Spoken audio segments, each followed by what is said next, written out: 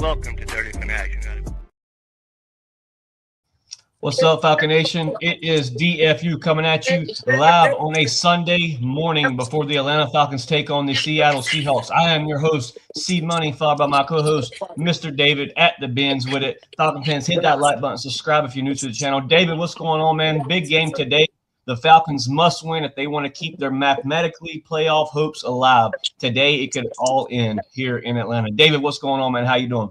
Nothing much. Just just left the tailgate. Got to the seat in the bins and just sitting down waiting. Got 57 minutes before kickoff. A little calm before the storm. It might get a little noisy here for a minute. I know that the Dirty Birds just been getting ready to march into the stadium. So it might get a little loud. I might just when the band comes up, I might have to shoot, but we're in here. Yes, sir, David. A big game, as we've already stated. A lot of inactives for today's game. We're talking Drake London for his third miss today. Kobe Bryant as well on the inactive list. Nathan Carter, a big hit here. Brandon Dolores will not play today. Michael Jarrell and that guy, Casey Washington, is once again a healthy scratch for Week 14 against the Seattle Seahawks. Don't really know what's going on there. David, if you have a chance to talk real quick, Brandon Dolores, big miss there. What do you feel about Brandon Dolores missing today's game? Well, yeah, he's been one of the players that's been real exciting for us. I know in our chat and everything, the rave over here, I think him as Vince Brady Garrett, one of those lay-around draft choices that we made that going to come in and play some real big dividends for the team and everything. The love Doris, he's one of the ones that's going to be a picture on that defensive line for a while, in my opinion. Yes, sir. The biggest question today is, can Mike Hughes hold up to his position today? Big matchup with one of the top receivers this year in the NFL as far as yards per game, touchdowns. That guy over there in Seattle is racking up yards. How must the secondary play today against a very dominant pass-heavy offense? Jackson in Juju, is that how we say his name? That's right. He's been one of the scariest receivers in the league for a while. And I think that I don't know. AJ may have to travel today. Wherever he's lined up, they have to put AJ in front of him. So I would hate to see that in front of even the secondary corner. I did see that we did have to take CJ Henderson for this game. He's one of the pedigrees of Long. So he was back. Well, he hadn't been held up to his draft position in a while, but definitely looking for him to hopefully he can get a chance to be a contributor for the Falcons going forward. I know everybody there saw launching in over my shoulder right now, getting ready for the game. But man, so CJ Henderson, I'm pretty sure they activated him for a reason. Hopefully he can get some get himself together and be able to get that draft stock. Get a second chance in Atlanta. That's what I'm trying to say. So get it right. Can you hear me, Shane? Well, David, I see that the Dirty Bird it's going to get kind of crowded and rowdy. Before you get out of here, David, give me your score prediction and possibly just an overall prediction for today's game in Atlanta. I have to give you a record now, but man, I just want to win. I don't care about 1 point. I take your prediction and score. We got, like I said, we got some backups in. We got some, players that have been contributing that won't be here. So as long as we get a 1 point towards them, I'm happy. So I'm not going to give up a big the score because this goes the way. The defense playing good. Could be a defensive battle. Only like to get going and have a nice run and get 30 points. I really can't tell this team because week in and week out, there's, if the good team shows up, we score 30 points. If the bad team shows up, we score 10. And so, we'll leave it at that right now. All right, David, it was glad to have you here for the pregame show of DFU. I'm going to continue it rocking. David, get ready now. And bless Georgia. David, appreciate you, brother. Rise up as always, man. Much love. We'll get with you after the game.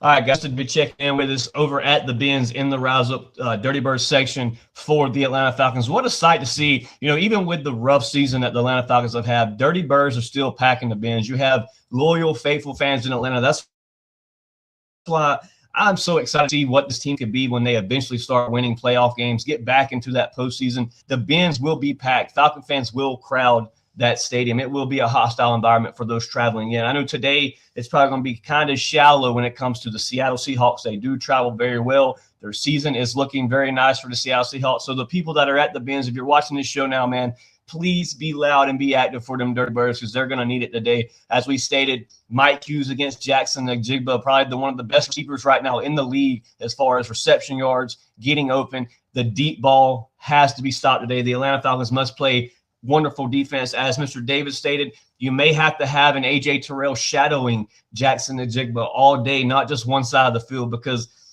guys, Mike Hughes has been a serious problem in the last few matchups against these, even last, against I believe it was the Colts with A.D. Mitchell, man. He just let A.D. Mitchell had probably the best game of his season against Atlanta across the pond in Germany, as they like to say. So the Falcons must play a full 4 quarters today. The special teams has been a big miss this year, allowing fumbles in situations where you don't need it. If you look at the Panthers game, if you look at last week's game, we lost those games due to special teams. You gave the defense terrible field position. There was no chance to even remotely have a good outcome with the ball position that we allowed on special teams. So it's a very, very big misfit for the special teams today. Marquise Williams was supposedly on the hot seat. As I think the whole staffing crew should be on the hot seat. Other Falcon fans have different views of that. I feel like if you lose today and you are officially knocked out of the playoffs, the firing may start happening here in Atlanta. You cannot continue to lose games with this much talent on the roster. The rumors have been circulating: trade Drake, trade Bijan for draft picks. Falcon fans, let me know in the comment section, do you agree with a possible trade of Bijan or Drake London to get draft capital in this upcoming draft? Me personally, I don't see the talent that you would receive off of this year's draft trading away a Bijan or Drake London. The production those two players bring to this offense is tremendous. To walk away from that, that's a little big of a hit or miss for me. I don't see the Atlanta Falcons trading for anything as far as a Bijan and a Drake London. Drake London, with a stellar season already this year, was making historical numbers for his season. I think, Drake London was for sure a 1K receiver, possibly last game or this game if he played. Today would be the third miss for Drake London this season, dealing with that knee strain, whatever that may be. Drake London, there's no need to push Drake London back right now. The Atlanta Falcons are home by a playoff race. So I don't see a reason to rush Drake London back. Other Falcon fans, would like to see Drake London back on the field. I think you get him back next week. I believe we take on the Tampa Bay Buccaneers. Don't count me on that. I may have to check the roster here. But you play the Seattle Seahawks today without a Drake London, without a Casey Washington. 2 weeks now, Casey Washington has been a healthy scratch. What is going on? Is Casey the new Ray Ray in Atlanta? Guys, this coaching staff to me has just completely tore this team apart. You've seen Ray McLeod share on Twitter the fact of, yes, Raheem Morris lost the locker room after the release of Ike Keeler early in the year after the blowout loss to the Carolina Panthers. You end up going swept by the Carolina Panthers this year, something that hasn't happened since, I want to say 2012, 2010, around that area. So historical numbers for the Atlanta Falcons this year, but not in a good way. The Atlanta Falcons have played, I wouldn't say they've played bad ball, but we've lost games within a touchdown to a field goal the last month here in the season. Now it's week 14 in the NFL. Playoff chances look very dim. My guy Barad over on YouTube says exactly, don't get rid of anybody. Barad, let me ask you this. Would you get rid of a Raheem Morris or a Zach Robinson? Or is this a situation where you say we cannot afford to continue to change up this coaching staff? These players have to learn a coaching staff. They have to learn who is at the helm of this team. You look at the Detroit Lions with Dan Campbell. That first year, they won 2 games. Dan Campbell won 2 games. Now look at the Detroit Lions really making some noise. But I would go back to say, I'll even re-step that. The Lions didn't have the talent that the Atlanta Falcons have, I believe, in the building that the Detroit Lions had that first season. So it's a hit or miss when it comes to the coaching staff. David is backstage. What's going on, brother? I think everything is settled down a little bit. The bit a little bit better. I probably was a little so I think want to hop back on with this. As I see they're talking about the coaching staff, and I hear you. Yeah, I did see that Ray made that comment this weekend about the coaching staff and everything. But something's going on. Hopefully, definitely that Miami hadn't lost his locker room. I really don't see them making a coaching change right now, especially the head coach. I think some of the assistant coaches and everything might be moving around. Definitely a special team coordinator. Definitely don't see him coming back this year, but definitely think that it has to be some change. You want to teach the team because I don't think they go back into the season with such exact same thing stuff. So that's why we're taking that part. David, we was also talking about the rumors of 680 The Fan speaking on trading Bijan and Drake London for first-round picks in this upcoming draft. I stated that I don't believe there's any talent in this draft that could match what Drake London and Bijan brings to this offense. Even the fans here in the comment section seem to agree. Why trade your franchise players makes no sense. The receiver room hasn't been the same since they let the receiver coach go. If Mike Tomlin is available this offseason, let Raheem Morris go. David, your thoughts on the rumors of trading Drake London and Bijan Robinson to get draft capital here in Atlanta? Ludicrous. Definitely, I think that we need to have enough talent on this team. I think that I've made posts in all the little Falcon groups that I'm in that this group is not void of talent. I think that we have one of the most talented rosters in the league. We just haven't put it together. Something that goes to coaching. We have one of the most talented youth in the league when it comes to skill players. The defense is a team, defensive team. It definitely makes stops. We just have to get the coordinators and everything in the defense to be able to take advantage of it. I absolutely agree, David. You hit that nail on the head with that comment. I don't think you trade away Drake London or Bijan for draft capital, much less anybody in the NFL at this point. Drake London possibly on the best season of his career this year before the injury. Hope to see Drake hit that 1K mark this year. Don't know if we'll see him next week. I believe, David, is it the Tampa Bay Buccaneers next week? Or is it the Cardinals?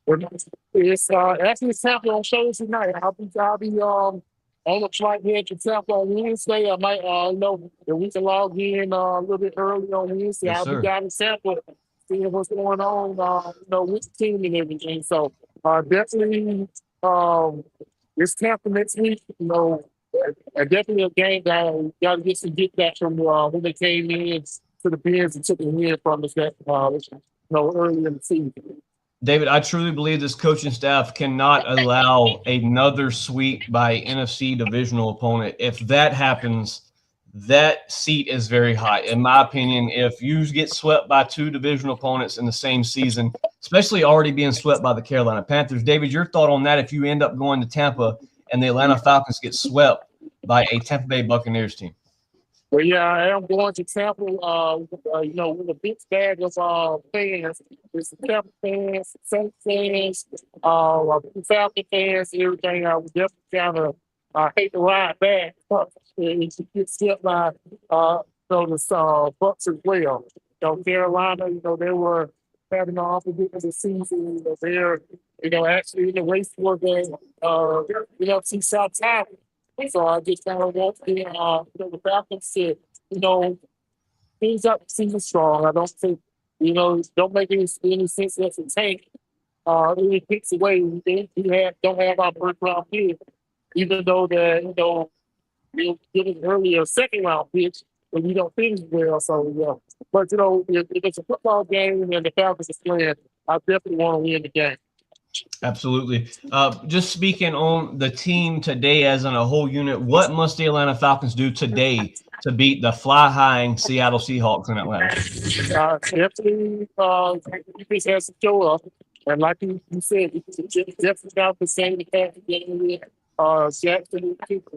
Like I said, he's the best big grade in the league. He takes the top off of the game every week. I think that, definitely have the defense definitely have to show up. John has to have a good game, and we're gonna have Pete show up, and definitely gotta have Mooney to show up as the number one receiver this week in place of Drake. So those are the keys to the game right now. The defense, passing game, defense. Bijan having a good game, and we got to have Pitts and Mooney to show up for Kirk Cousins. David, could we see a potential new kick returner and punt returner in today's game against Seattle? I believe Agnew officially set himself on the side when he had those fumbles. It wasn't even last week, but the week prior against the Panthers at the home stadium, you allowed them to come in and beat you, but due to a fumble right after halftime. Will you see a new kick returner today? Could it be the Tompkinson guy that we brought in last week? I would love to see more action from him this week. Just your thoughts on that, David. I think it's Tompkins. Yep. No, I think they'll stay to Agnew. They're. I don't know. He's a former Pro Bowl kick returner. That's the reason we brought him in. Yeah. So you're not going to bench a player for a bad reason. I know that was a terrible decision he made. Trying to feel that's coming in the 5-yard.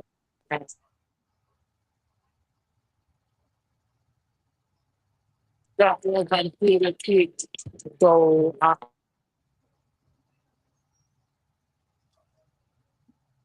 David, you're cutting in and out on me, brother. I actually can't hear you right now at all. I know it's probably the Wi-Fi at the Benz or the stadium with all the people there. We will be live again tonight, David. If you can make the podcast tonight at 8, the Atlanta Falcons, or DF, you will be live speaking on the Atlanta Falcons versus Seattle Seahawks. Hope to see you there at 8 o'clock tonight. We'll get the recap of today's game. You're there live in person with it. David, give you shout outs before you head on out of the podcast for this Atlanta Falcons game.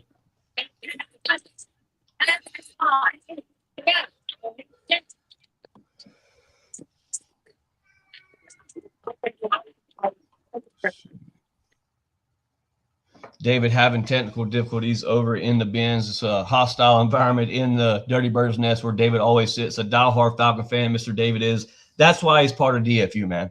Mr. David, Cody, Rick, Robert, Phillip, a.k.a. Avitz, all these guys, man, are diehard Falcon fans, and they want to see their team win. David is back. Let's see. Mr. David, I can hear you now.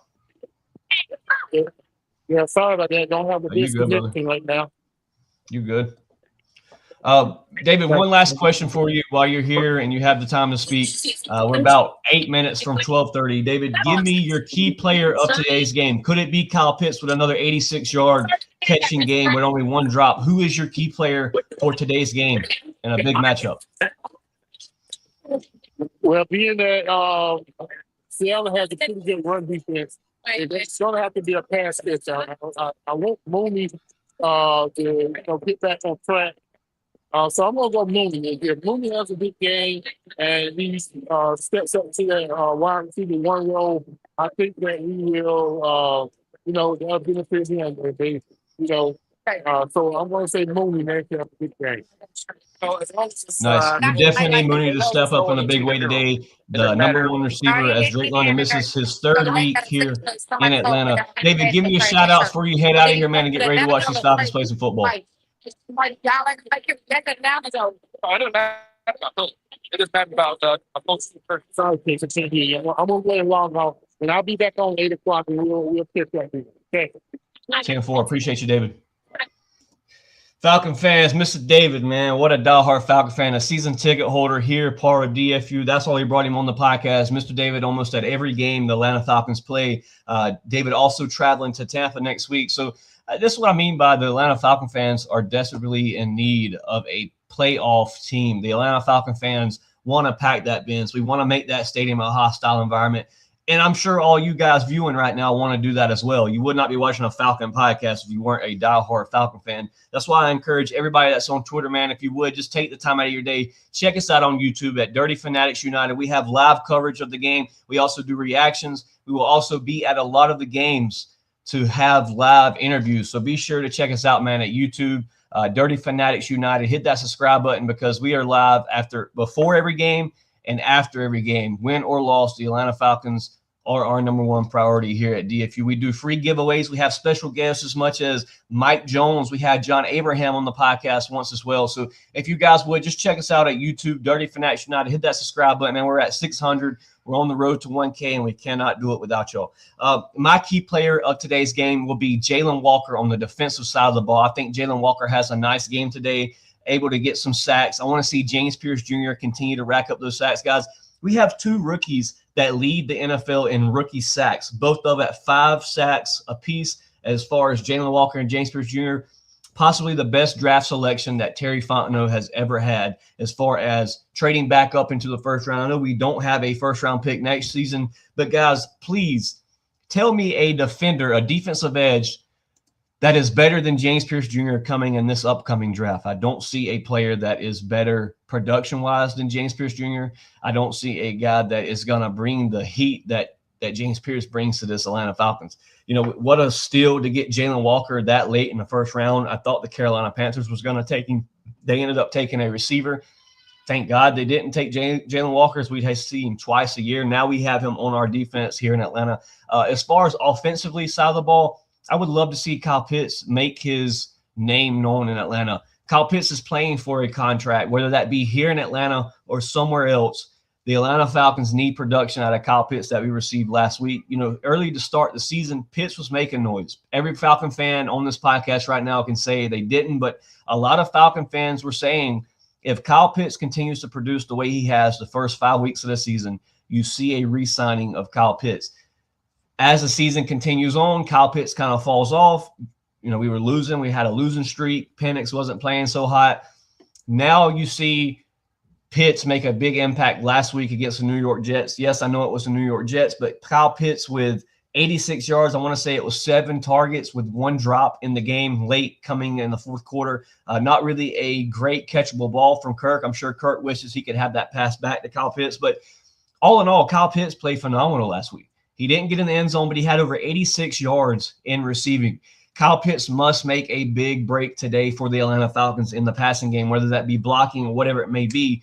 I want to see Kyle Pitts schemed up a little more. I need to see Zach Robinson with a good game plan, the same game plan that he came out against the New Orleans Saints, the under the center, the play action passes for Kirk Cousins, the Darnell Mooney deep ball. We need to see more of that this season, ending the season, because, guys, whether we like it or not, the Atlanta Falcons are in a quarterback situation when it comes to the offseason. Are you going to give Kirk Cousins the $56 million? Are you going to go find a bridge quarterback in a Jimmy Garoppolo, a Zach Wilson, a Justin Fields, a Tyrod Taylor, possibly a Daniel Jones? If there's any possibility of that, I think the Colts locked him completely down.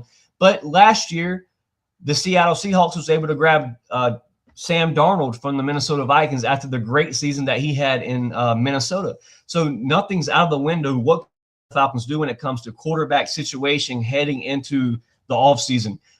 We don't really know the timetable of when Penix could be back. You don't want to rush a guy that has just had an ACL surgery, 3rd surgery in his career on his knees. Yes, it was his first on that knee, but it brings me to a flustered situation when it comes to the quarterback position in Atlanta, because it makes me think, do we truly know that Penix is our future here in Atlanta? Chat, let me know in the comment section. Is Michael Penix still your franchise quarterback even after the injury in year 3? Well, this is year 2 for Penix. Next year will be year 3. Still has yet to play a full season as a starting quarterback. Just your guys' thoughts. I mean, is Penix the future here in Atlanta, or does the Atlanta Falcons need to turn the page and start looking for a franchise quarterback?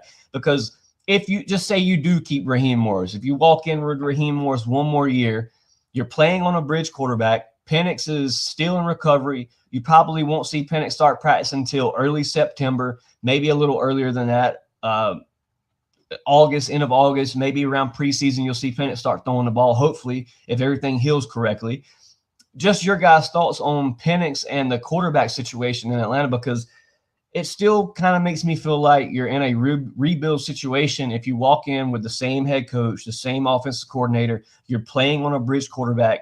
One of Terry's worst signings, possibly in NFL history and the Falcons franchise history, was paying Kirk Cousins the amount of money that you paid Kirk, because now you're in a scenario where your starting quarterback's hurt, the rookie you drafted, the 27-year-old, 26-year-old rookie that you drafted in the first round, he is now injured.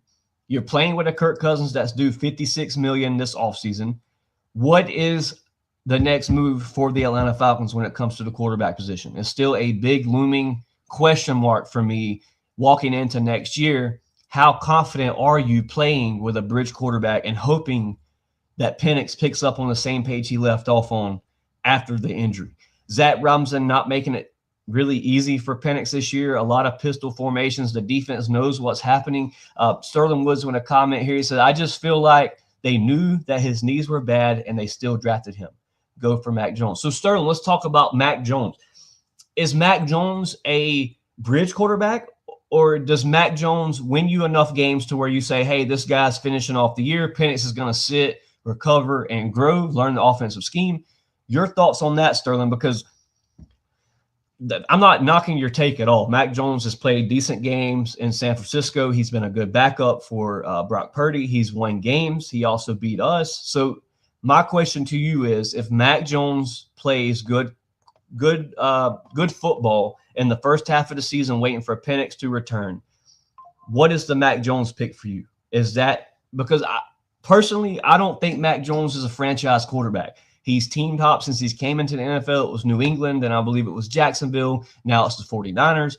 He's kind of that backup role right now as you look at it. So are we saying you cut Kirk Cousins, save the $56 million, you grab Mac Jones, you let Mac Jones hold the helm of this offense until Penix returns? Or is this a situation where if Mac Jones playing good football, you allow Mac Jones to continue run this offense? I just feel like Mac Jones is a backup. In my book, Mac Jones is a backup right now. He hasn't proved that he could be that. Other than the 1 year under Bill Belichick, his rookie season, a lot of basic passes, a lot of check down passes, which Belichick has done very well for Tom Brady throughout the seasons, throughout the years. So that's my question, Sterling. Is Mac Jones a bridge quarterback, or is Mac Jones your answer until Penix is healthy? Sterling Wood with a comment says, cut Kirk and get Mac until Penix can prove he can win. So kind of a bridge / maybe starter here in Atlanta as Mac Jones. Sterling Wood mentions Mac Jones as a possibility of a quarterback. You do say $56 million Kirk Cousins. You can beef up this offensive line as far as depth, because, guys, depth on O-line has been a serious problem for the Atlanta Falcons, because you haven't seen Storm Norton. He was supposed to return. As they release him off IR, they put him right back on it. He continues his injury. Sterling says, I mean, who would you have right now, Mac or Kurt? So it's tough, Sterling. It's a tough situation, and it's a good topic. I'm glad you brought up the name Mac, because me and David spoke about Mac Jones last week, and David was highly against the Mac Jones situation. David was leaning more towards a Tyrod Taylor, a guy that can extend plays, a guy that can get out the pocket, make the deep throws. Yes, he is a veteran in the NFL. And that's where I kind of lean to, okay, is it Kirk Cousins the problem, or is it Zach Robinson? Or is it Kirk Cousins playing without the starting receiver, Drake London? Is it Kirk Cousins playing with a banged-up O-line? You could ask the same questions for Penix. Drake has been healthy most of Penix's starts here this season. Kirk has played decent the last 2 games. Kirk has put up 198 yards, I believe, against the Saints, 2 touchdowns last week. He also had an interception in New Orleans that I don't blame him for. It was a PI call. It should have been a PI call on Kyle Pitts when he threw that ball, but kind of could have went a different direction with that ball. And then last week he puts over 200 yards, 2 touchdowns, 90% completion rate. We're talking about a veteran over a 4-year player in Mac Jones. My problem with Kirk is the money. The money for Kirk Cousins that it takes to continue his tenure here in Atlanta. You can save that $56 million and you can spend that money otherwise as far as looking for a receiver. I don't know if KJ Osborne has been activated yet, but you did go grab KJ Osborne, a guy that had good chemistry with Kirk Cousins. I'll put it to you like this. If Kirk wants to continue here in Atlanta, Kirk has to ball out the remainder of the season. And that is in having a good game today against the Seahawks, beating your divisional opponent in Tampa Bay, playing against the Cardinals, winning that game, and you must win the last matchup with the New Orleans Saints. Kirk Cousins has to play good football to be an Atlanta Falcons. So this is where the question goes, like, what does Terry want to do? What does Raheem Morris and Zach Robinson want if they're continued another year in Atlanta? Sterling, let me ask you this. How do you feel about Zach Robinson coming in for another year, year 3 here in Atlanta? We did release Jimmy Lake after his first year. They wound up getting Jeff Ulbrich, a huge, tremendous upgrade. But Raheem still goes for a team-friendly / buddy deal with Jeff Ulbrich. Not knocking the Jeff Ulbrich signing. Not knocking it a bit because he's changed this defense tremendously here in Atlanta. But how do you feel about Zach Robinson another year in Atlanta with a bridge quarterback waiting for Penix to return and show that he can win football games? Sterling says Kirk has cost his team a lot of money and drama. He has. But Terry Fontenot, at the end of the day, made that signing. Terry knew the situation that Kirk was in coming from Minnesota to Atlanta. No other team was biting on that price tag but Atlanta. Then you go and you draft Michael Penix in the first round. Now you're right back in the same situation you were in when you made that contract, when you signed Kirk Cousins to that big contract to Atlanta, when you drafted a injury-prone quarterback in the draft. So, I mean, guys, don't get me wrong. This is not a Penix hate podcast. This is not a Kirk Cousins slob fest.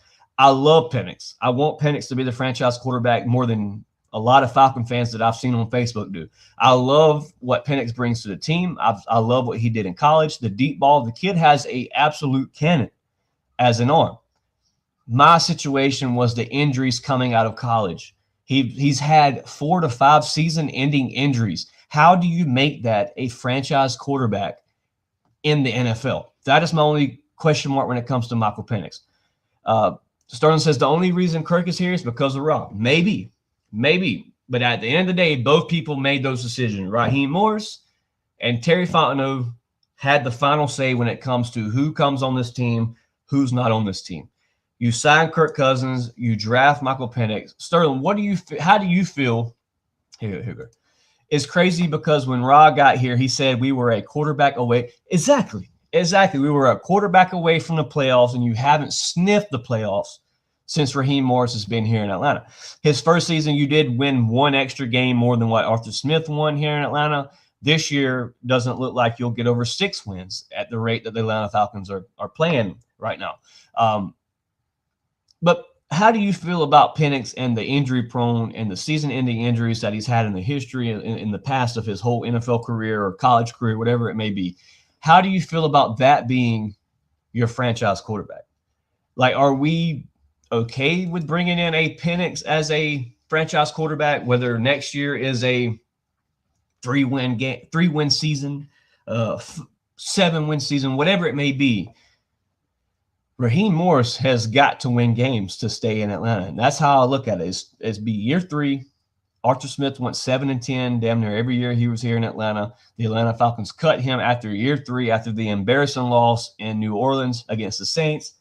Could it be the same situation for Raheem Morris in year 2 if you allow the Saints to come to your home stadium the last week of the NFL and beat you in your home stadium Could that be the end of Raheem Morris and Zach Robinson in Atlanta? Now, if you lose Raheem Morris, if you lose Zach Robinson, there's no guarantee you keep Jeff Ulbrich because the new coaching staff may bring his own staff in Atlanta. So that, to me, Raheem Morris leaving could hinder the whole entire coaching staff as far as Jeff Ulbrich, Nate Ollie, that has done a tremendous job here in Atlanta. We don't give him enough flowers for what he does here in Atlanta. Sterling says this is a bad situation for Atlanta. I mean, it is the play calling or is it the quarterback? That's the big question that keeps floating around, whether it be here on the podcast, whether it be on Facebook, YouTube, Twitter, whatever it may be. That has been the question. Is it the quarterback or is it play calling? Is it Penix or is it Zach? Is it Kirk that plays much better than Penix, or is it that Zach's calling a lot better play calls for Penix? I personally think that they set Penix up for a failure situation. I think Penix was hurt all season. You'd never seen Penix go under center. His first start in the NFL against the New York Giants, Michael Penix played under center. So how long has Penix had this knee problem, this tore ACL issue, this light tear? Because in my opinion, when Penix went down, he automatically knew that it was over. You see the pictures of him and the training staff saying a prayer together on the field. A couple of weeks prior, when you play Miami, Penix has a knee bruise. I don't know. I don't know what's going on here in Atlanta, but it's not looking good. We're not in a good predicament. As you state, Sterling, this is a bad situation. Atlanta Falcons fan, Dennett, what's going on? Glad to have you here today. Glad to have you in the comments. Says, what's going on, Chase? In a show right now, but I'm watching. Manuel, hit the inbox, brother. We got to get you on the podcast again. Always a fun time for Atlanta Falcons Fandemic and DFU to match up. Always a good show when Manuel is here on the channel with us, man. Rise up, buddy. Hoping for a win today against a very dominant Seattle Seahawks team. We all know today if the Falcons lose, they are mathematically eliminated from the playoffs.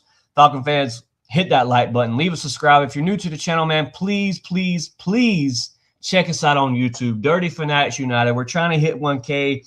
None of this is possible without you viewers, man. Please head over to YouTube. Type in Dirty Fanatics United. You'll see the logo. Hit the subscribe button, man. It's free. It costs you $0. It helps us out tremendously. We don't gain money from this. This is just us doing what we love, talking about the Atlanta Falcons, whether it's a 2-win season, a 4-win season, or a 14-win season. We'll be here talking about the Dirty Fanatics United, Dirty Birds. Rise up, man. Y'all hit that comment section, hit the subscribe. Sterling Wood says, I will keep note on that. Nate, absolutely. Nate Ollie has been tremendous and a big impact for what Jeff Ulbrich has been able to do here in Atlanta. My only issue with Jeff Ulbrich when it comes to the defense side of the ball, we fold in critical situations. You look at some prior games this year where you have, I believe it was Caden Ellis against the team's #1 receiver in the late OT against the Carolina Panthers. You allow that kind of scheme. So there's some, it is year one for Jeff Ulbrich. You could see a whole totally different defense next year with Jeff Ulbrich coming into year 2. He's learning his players. He's drafting guys here in Atlanta that he likes. James Pierce Jr. was a very, very big pick that Jeff Ulbrich had a lot of influence in here in Atlanta. And look at what James Pierce has been able to do here for these Dirty Birds. We need James Pierce to have a big game today. You got to have Jalen Walker to have a big game today. You got to have Caden Ellis to have a big game today. I felt like Caden Ellis possibly had his worst game last week in New York when it came to being the QB spy. He allowed Tyrod Taylor to get more yardage than what I expected Caden Ellis to allow. Now, Caden Ellis has played tremendous football here in Atlanta. This is kind of turning the topic a little bit, but the Atlanta Falcons have a lot of signings they must take care of this offseason. You look at Arnold Ebiketie, another one that will hit the free agency list. I say you re-signing for depth piece. You've had a lot of injuries. Zach on the defense side of the ball has played tremendously this year, our draft pick from Ohio State. Brandon Dolores has played tremendous. Rook Ohurohu has played good football here in Atlanta. Another one that goes unnoticed but has tremendous pressure when it comes to 4th down and 1s. Lakel London has been a difference maker when it comes to pressure on that D-line. You must find a way to keep Lakel London on a team-friendly deal, of course. I'm sure that'll happen. I think you keep AK going into year 5 or 6 on AK's professional football. He was on the trade block earlier this year. That was the rumor that AK would possibly be shopped. AK ended up staying here in Atlanta. So who knows what could happen this offseason? A lot of big situations. You have Tyler Algier, our leading touchdown rusher right now on the team, that will be a free agent next year, that I personally think will start in the NFL somewhere else next year. So the Atlanta Falcons have a lot of holes to fill, a lot of question marks when it comes to quarterback situation, whether it be Kirk Cousins, Penix, a bridge quarterback in Tyrod Taylor, Mac Jones, Jimmy Garoppolo, Zach Wilson, Justin Fields. Just a couple of names we're throwing out at you that you can get on a team-friendly deal. None of those names shout winning football to me. So the Atlanta Falcons have a lot of decisions to make as far as coaching staff, as well as scheme and strategy as far as for the offense. Falcon fans, we have reached our 40-minute mark here. We are 20 minutes away from the live kickoff in Atlanta. Be sure to hit that like button, leave a comment, subscribe if you're new to the channel, man. We could not do this podcast without you guys, man. We greatly appreciate y'all for being here for the Atlanta Falcons versus Seattle Seahawks pregame show. Hashtag Rise Up. Subscribe, people. I cannot express that enough, how much it helps our stream.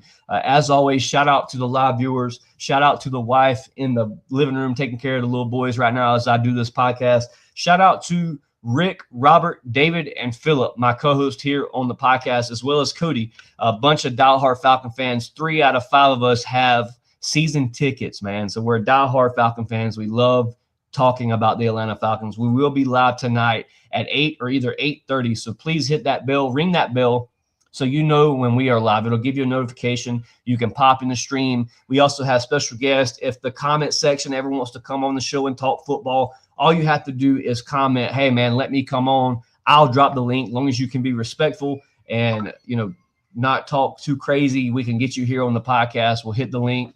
I'll drop the link in the comment section. You can hop on, give me your thoughts and opinions of how the Atlanta Falcons performed today. So that show will be live tonight at 8 or either 8:30. Ring that bell so you know when we go live, so you can be the first one to tune in and drop your comments or get a slot here on the podcast to give us your thoughts and feelings about this season. Falcon fans, hit that like button, man. As always, it's your boy Chase, a.k.a. C-Money, here as your host of DFU. Rise up, as always, looking for an Atlanta Falcon win today against the Seattle Seahawks. I predict a high-scoring game today, guys. I think this is a high-scoring game as far as defensively and offensively. The Atlanta Falcons must play all 3 specific keys as far as special team, offensively, defensively. We've got to play all 3 aspects here today. Sterling Wood said, I will be here for the podcast tonight. Shout out to Sterling Wood, a day one supporter of DFU. As always, man, it's your boy Chase from DFU. Rise up, A-Town down, man. Hoping for a win. We out of here. Appreciate it.